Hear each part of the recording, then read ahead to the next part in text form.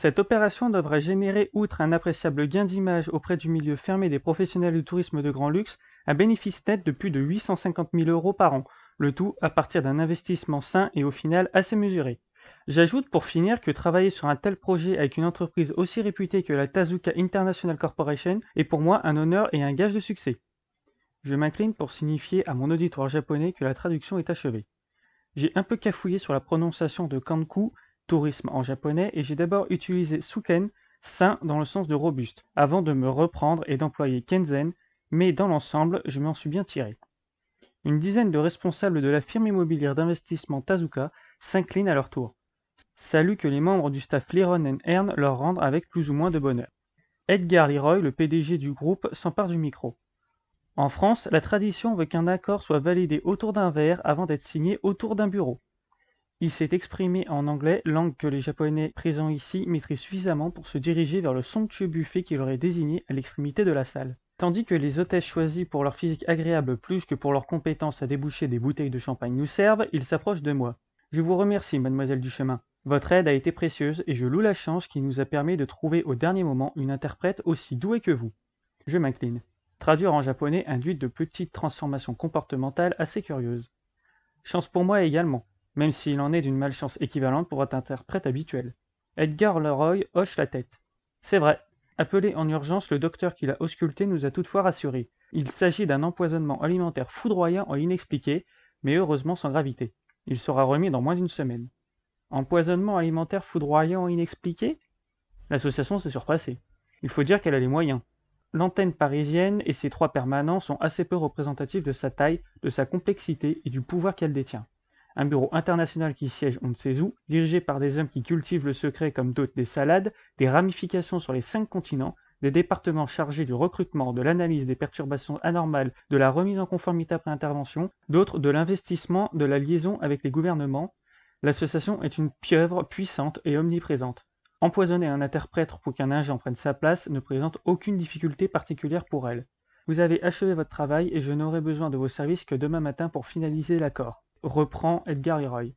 Mais si vous en avez la possibilité, je vous en serai gré d'accepter de vous joindre à nous pour le cocktail et le repas qui suivra. Nos invités japonais se sentiront sans doute plus à l'aise s'ils conversent dans leur langue, et je ne doute pas qu'ils apprécient d'être traduits par une jeune femme aussi charmante que vous. Tout en discutant, il me scanne de la tête aux pieds en s'arrêtant sur certaines parties précises de ma personne, et je ne parle ni des pieds ni des coudes. Cette attitude de macho à la noix que l'on retrouve dans tous les pays du monde et dans toutes les couches de la société a le don de me mettre en pétard. Pour une fois, je me contiens. Je parviens même à sourire. Assommer Edgar Leroy en personne ne me gênerait pas, mais une mission est une mission. Et comme j'ai déjà foiré la première, Edgar achève de me convaincre de conserver mon calme en ajoutant. Vous serez évidemment défrayé en heures supplémentaires au tarif que nous avons évoqué ensemble.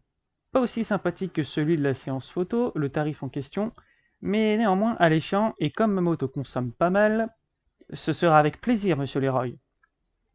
Bon, je précise pour ceux qui s'inquiètent que j'ai fait attention à mes vêtements.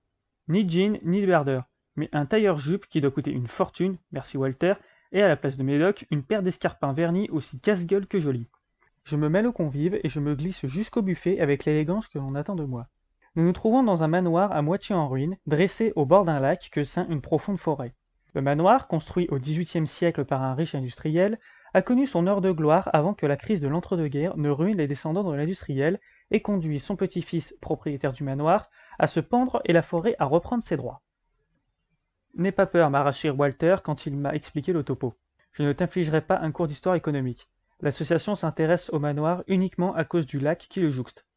Il s'est épongé le front avec un mouchoir rouge assorti à sa cravate bleu lavande et à sa chemise à zébrure verte avant de continuer. Dans le lac en question vit une créature. La majuscule que j'ai entendue à créature a titillé ma curiosité. Une créature ou une créature ? Une créature.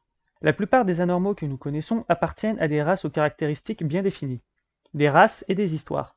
Les vampires, les trolls, les garous, les gobelins et les autres se reproduisent. Parfois d'une façon étrange, certes, mais exclusivement entre eux, et dans le but universel de prolonger le chemin ouvert par leurs ancêtres. Les créatures sont différentes. Chacune d'elles est unique, dotée d'une telle longévité qu'il est envisageable de toutes les considérer comme immortelles. Immortelles, vraiment ?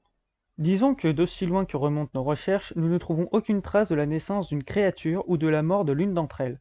Mort naturelle, j'entends. Et l'une de ces créatures vit dans le lac près du manoir. C'est exact. Nul ne l'a jamais vue, mais nous savons qu'elle se trouve là. Et il est de notre devoir de la protéger. Elle est en danger? Oui, à la différence des autres anormaux, les créatures n'ont pas intégré l'apparition de l'homme et de son actuelle prédominance sur la Terre. Un peu comme si elles vivaient dans un univers qui se contente de côtoyer le nôtre. Quel rapport avec le danger que court celle du lac? Depuis que nous avons connaissance de son existence, nous veillons sur elle. Elle a besoin de calme, de paix, de solitude. Nous avons donc œuvré pour que la zone soit classée inconstructible afin de tenir tout touriste éloigné, et que le manoir ne soit pas réhabilité. C'est sur ce point que nous avons des soucis. Le manoir?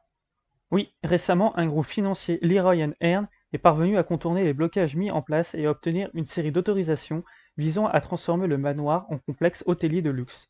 Malgré nos efforts pour le contrer, il a passé un accord avec une firme japonaise et le projet est bien parti pour voir le jour. Si c'est le cas, la créature du lac peut dire adieu à sa tranquillité. J'admets que c'est terrible pour elle, mais je ne vois pas ce que je peux faire. Enquêter. Enquêter? Oui, quelque chose cloche dans cette histoire. Edgar Leroy, le PDG du groupe, a reçu une aide qu'il n'aurait pas dû recevoir. Une aide politique? Non, magique. Leroy est un magicien? C'est ce que nous avons d'abord cru, mais il s'avère que non. C'est là que tu entres en jeu. La signature définitive du contrat avec les Japonais aura lieu après-demain au manoir. Tu seras embauché comme interprète et tu devras comprendre ce qui se passe et, si possible, faire avorter l'opération. Walter s'est tu une seconde avant de reprendre en me fixant droit dans les yeux. Je serai honnête, Omb. Sauver cette créature est essentiel pour l'association.